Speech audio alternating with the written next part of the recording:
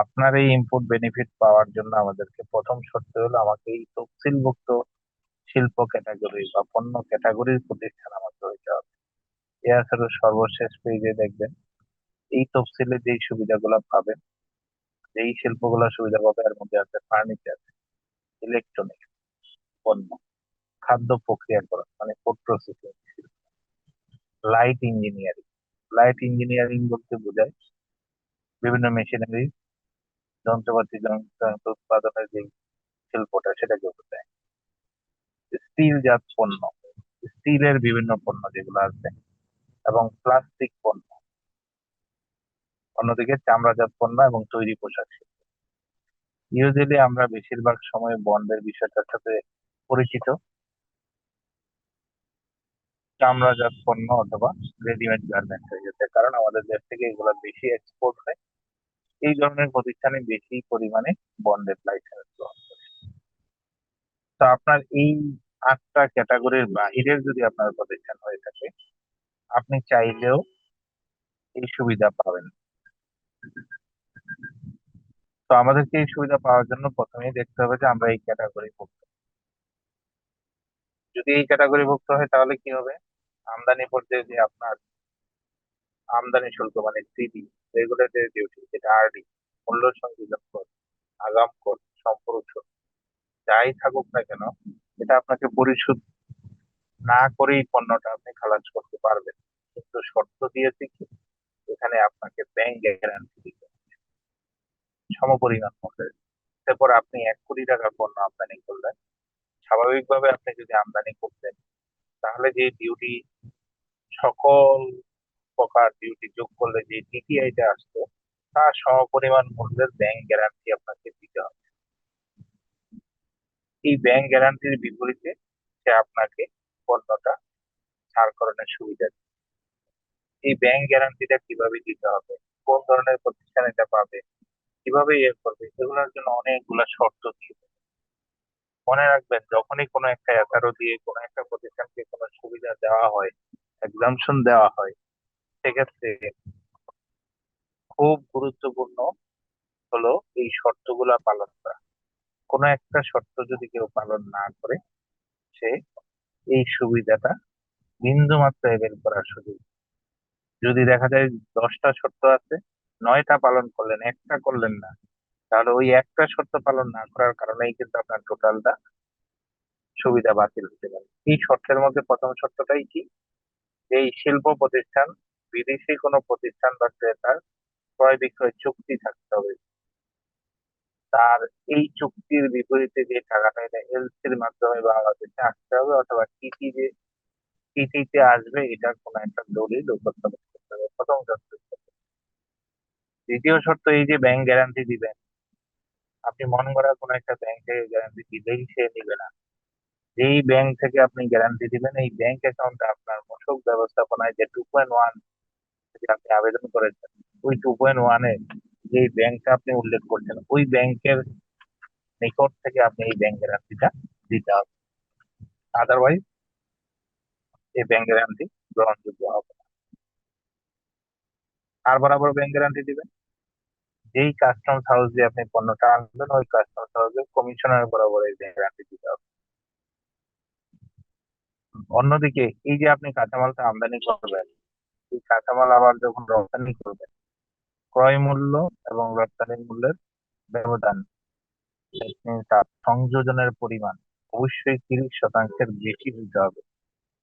আপনি 1 কোটি টাকার পণ্য আনলে এই পণ্যের এক্সপোর্টের ভ্যালু 1,30,00,000 হইতে হবে।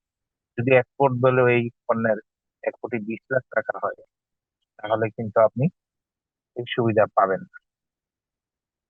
আমাদের ভ্যাট ব্যবস্থায় উপকরণ উৎপাদ সহগ ঘোষণার যে বিষয়টা বর্তমান আইনে আছে, আপনি পণ্য সরবরাহ অথবা উৎপাদনের পূর্ববর্তী 15 দিনের মধ্যে আপনি সহগ ঘোষণা দাখিল করার সাথে সাথেই পণ্য সরবরাহ করতে পারবেন, অনুমোদনের কোনো ব্যাপার নেই। যদি বিভাগীয় কর্মকর্তা মনে করে যে আপনার এটা সঠিক নয়, বা কমিশনার যদি মনে করে যে এটা সঠিক নয়, তখন সে চাইলে, এটা ঐচ্ছিক, সে চাইলে আপনার ন্যায্য বাজার মূল্য যাচাই করতে পারে। এটার জন্য একটা এসআরও আছে, এসআরও 180। কিন্তু যখনই আপনি ইউটি সুবিধা নিয়ে পণ্য আমদানি করার চেষ্টা করবেন, তখন আপনাকে এই পণ্য আমদানির ক্ষেত্রে এবং রপ্তানির বিপরীতে আপনাকে একটা সহগ ঘোষণা দিতে হবে, কিন্তু এই সহগটা মূসক 4.3 এর মাধ্যমে না। এই সহগ ঘোষণা দিবেন আমাদের এই এসআরও তে একটা পরিশিষ্ট এক বা সহগের একটা নির্ধারিত ফরম্যাট দেওয়া আছে। ওই ফরম্যাটে আপনি ঘোষণা দাখিল করবেন। এই ঘোষণা দাখিল করার পরে যদি কমিশনার মনে করে যে ঘোষণাটা সঠিক না, ন্যায্য বাজার মূল্য যাচাই করতে চায়, তাহলে কমিশনার নিজে অথবা ওই পণ্যর বিশেষায়িত কোনো প্রতিষ্ঠান, প্রয়োজনে কোনো বিশ্ববিদ্যালয়, বুয়েট, বিভিন্ন সংস্থার সহযোগিতা নিয়ে যাচাই বাছাই করে সেটার মূল্য নির্ধারণ করতে পারে। এই যে মূল্য নির্ধারণটা, তাতে কি আমাদের কোনো প্রকার ভ্যাট আছে? ভ্যাট হবে এক্সপোর্ট যদি কম বেশি হয়? না, ভ্যাট কিন্তু নাই মূল্য বাড়লেও। কিন্তু এটা কেন করছে? এটা করার মূল উদ্দেশ্যই এই যে 30% সংযোজন মিনিমাম হইতে হবে, বা আপনি যে এই প্রোডাক্টটা যতটুকু কনজাম্পশন যেভাবে নিয়ে আসছেন এটা পরিপূর্ণভাবে রপ্তানি হলো কিনা এটা নিশ্চিত করা যায়। অন্যদিকে আরেকটা শর্ত, এই সহগ ঘোষণাটা কমিশনার পরিশিষ্ট এক অনুমোদন পূর্বক প্রতি স্বাক্ষর করে আপনাকে অনুমোদন করতে হবে। যদি এই পরিশিষ্ট এক অনুমোদিত কপি আপনার না থাকে, তাহলে আপনি এই সুবিধা পাবেন না। দ্যাট মিনস এই সহগের অনুমোদিত কপি আপনাকে শুল্কায়নের সময় স্বাভাবিক যে দলিলাদি দাখিল করতে হয়, তার সাথে এই দলিলাদিও গুরুত্বপূর্ণ একটা দলিলাদি হলো সহগের অনুমোদন অথবা পরিশিষ্ট একের অনুমোদন। এই অনুমোদন কে দিবে? কমিশনার। এই অনুমোদন কিন্তু বিভাগীয় কর্মকর্তা দিবেন। কোন কমিশনার? ভ্যাটের কমিশনার। অন্যদিকে আরেকটা মূসক ছাড়পত্র আপনাকে দাখিল করতে হবে। এই মূসক ছাড়পত্র হলো 18.4, যেটা এই ছাড়পত্র কে দিবে?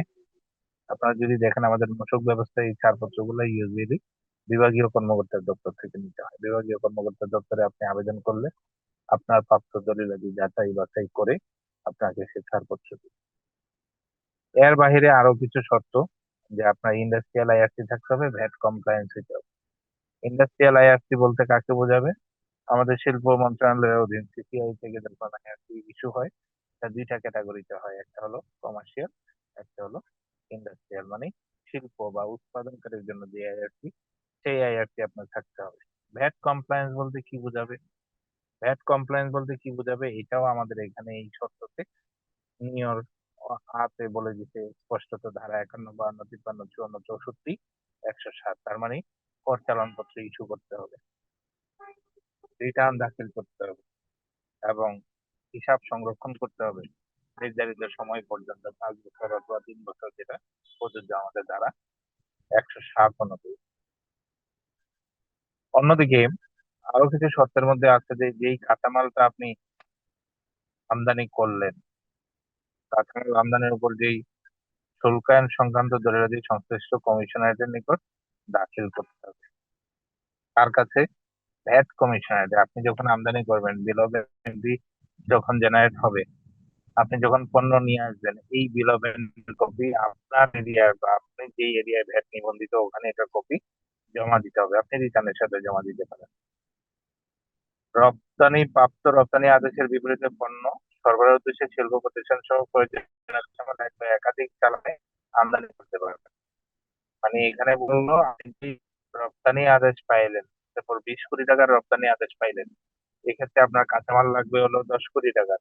আপনি চাইলে এই 10 কোটি টাকার কাঁচামাল একাধিক এলসিতে একাধিকবারে আমদানি করতে পারবেন। তবে একই এলসিতে স্থানীয় বাজারে বিক্রয় করবেন এরকম কাঁচামাল, আবার রপ্তানি করবেন এরকম কাঁচামাল একটা এলসির মাধ্যমে আপনি আমদানি করতে পারবেন না।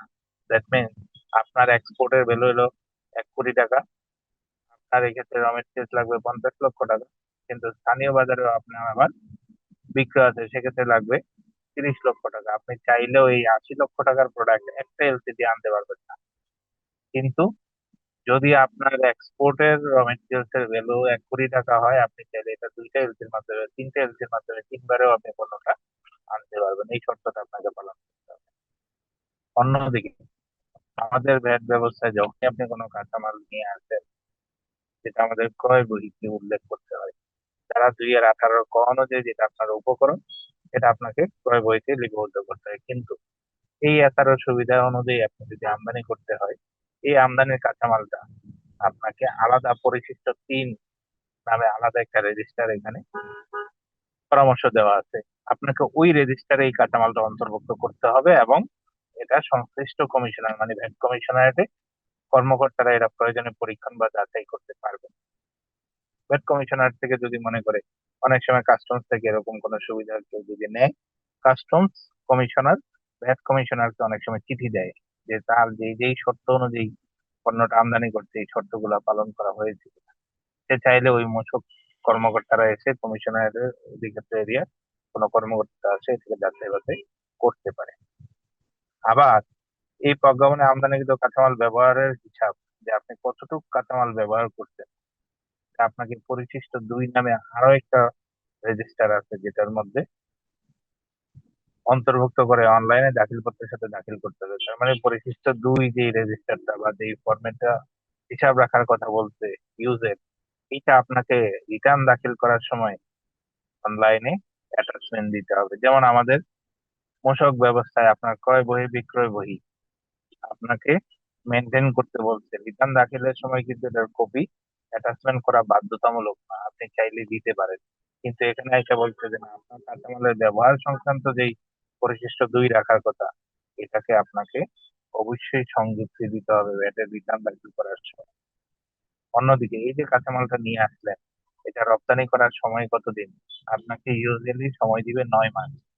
কাঁচামাল আপনি আমদানি করার পরে এই কাঁচামাল দিয়ে পণ্য উৎপাদন করে রপ্তানি করার জন্য আপনাকে ৯ মাস সময় দিবে। তবে যৌক্তিক কারণে যদি সময় বাড়ানোর প্রয়োজন হয়, এই সময়টা সংশ্লিষ্ট ভ্যাটের কমিশনারের থেকে আপনি আবেদন করলে সে ৩ মাস পর্যন্ত আপনাকে বাড়াই দিতে পারবে। কিন্তু আপনারা যারা বন্ড লাইসেন্স প্রাপ্ত তাদের তো ডেফিনেটলি আলাদা সুবিধা আছে। তাদের ক্ষেত্রে দেখবেন যে এটা ২ বছর পর্যন্ত সময় আছে এক্সপোর্ট করার। এই সুবিধা নিয়ে কেউ পণ্য কাঁচামাল আমদানি করলে তাকে অবশ্যই প্রথমে ৯ মাসের মধ্যে এক্সপোর্টের কথা বলে দেওয়া হচ্ছে। পরবর্তীতে তার প্রয়োজন হলে আবেদনের প্রেক্ষিতে ভ্যাট কমিশনার থেকে আরো ৩ মাস সময় বৃদ্ধি করবে। রপ্তানি যখন শেষ হবে, এই প্রজ্ঞাপনের আওতায় কাঁচামাল আমদানি এবং তা দ্বারা উৎপাদিত পণ্য রপ্তানি যে করছে এই সংশ্লিষ্ট সকল দলিলাদি ভ্যাট কমিশনারে দাখিল করতে হবে। ভ্যাট কমিশনারে দাখিলের পরবর্তীতে যাচাই বাছাই করে যদি এটা নিশ্চিত হয় যে না আপনারটা যথাযথ পদ্ধতিতে নির্দিষ্ট সময়তে নির্দিষ্ট শর্ত পালন করে এক্সপোর্ট হয়েছে, তখন ভ্যাট কমিশনারেট একটা অনাপত্তি পত্র ইস্যু করবে। এই অনাপত্তি পত্র কাস্টমস কমিশনারেটে জমা দেওয়ার পরবর্তীতে আপনার ব্যাংক গ্যারান্টিটা আপনি ফেরত পাবেন। যদি এই শর্ত পালন করা না হয় তাহলে আপনার ব্যাংক গ্যারান্টি আপনি ফেরত পাবেন না। অন্যদিকে যদি কোনো কারণে মনে হয় যে আপনি এই শর্ত পালন করে রপ্তানি করতে ব্যর্থ হয়েছেন, অথবা বৈদেশিক মুদ্রা যেই পরিমাণ আসার কথা ছিল এটা আসে নাই, তাহলে কমিশনার নির্দিষ্ট সময় পার হওয়ার পরে এই ব্যাংক গ্যারান্টিটা কমিশনারের পক্ষে আপনার থেকে নগদায়ন করে নিতে পারবে। সেক্ষেত্রে আপনাকে আলাদাভাবে আর নোটিশ করতে হবে না। অন্যদিকে